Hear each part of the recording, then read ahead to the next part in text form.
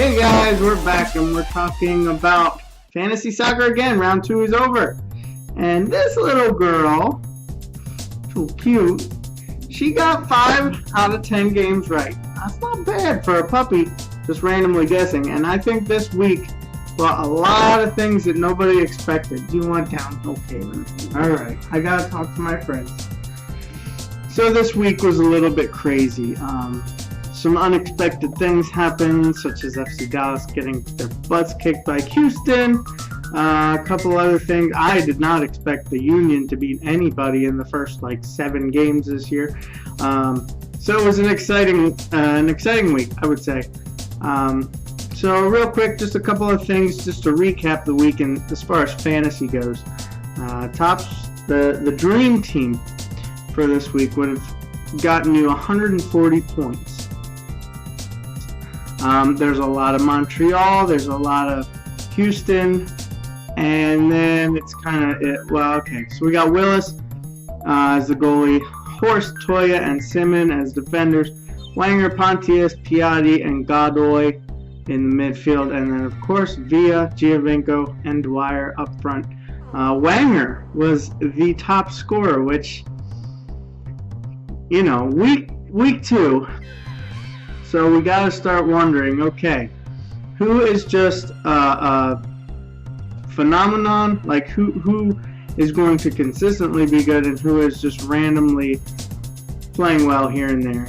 Guys like Aduro or Ameriqua, are they going to consistently produce fantasy points for you?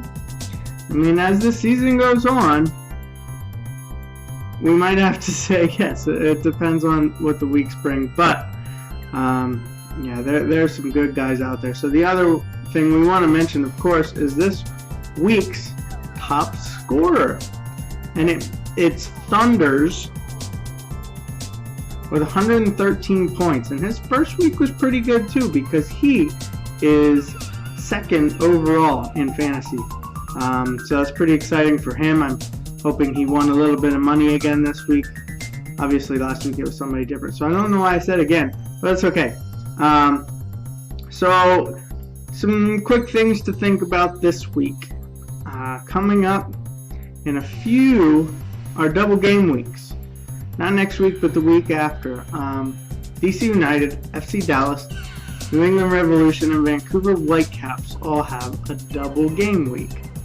Now, for those of you that are new, that means their teams have 2 games during the week, and you get all the fantasy points from both of those games. So it's really nice if you can load up your team with guys from those. You probably want to make your captain a guy from one of those teams. So yeah, start thinking about that now. Start planning ahead. Start looking at those teams and figure out which guys you would want on your fantasy team for week number 4. Super important. That's the way a lot of people get ahead in fantasies, by having a good week with double game weeks. DGWs, as they like to call them. One other thing I just have to say real quick. So, like I said, weird things happened this week. Houston just lighting it up against FC Dallas. It was 4-0 before the 30th minute or something crazy like that. And New York is still searching for their first goal. Montreal seems to be pretty hot at the moment.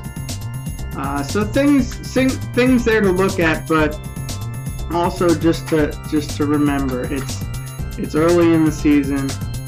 I know a lot of people out there had Matt Hedges or Gonzalez from FC Dallas, and Matt Hedges got you a -2, and it's like, oh my gosh, I gotta drop him. Just be patient. I always try to say, unless you have picked up a bunch of guys that don't actually play or don't start, be patient with the guys that you have. There's a few guys that you might want to jump on.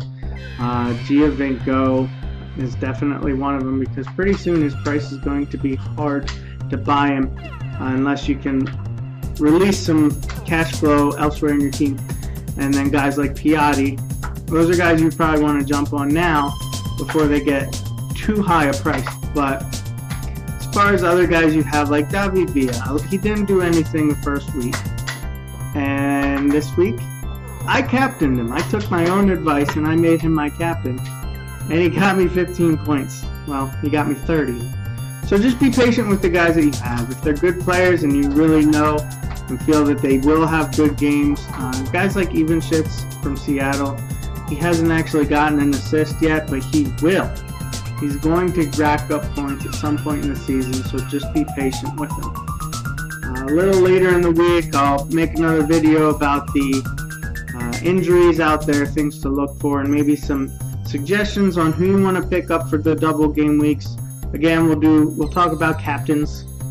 We'll captain my captain, as Weeby and Sagini used to do.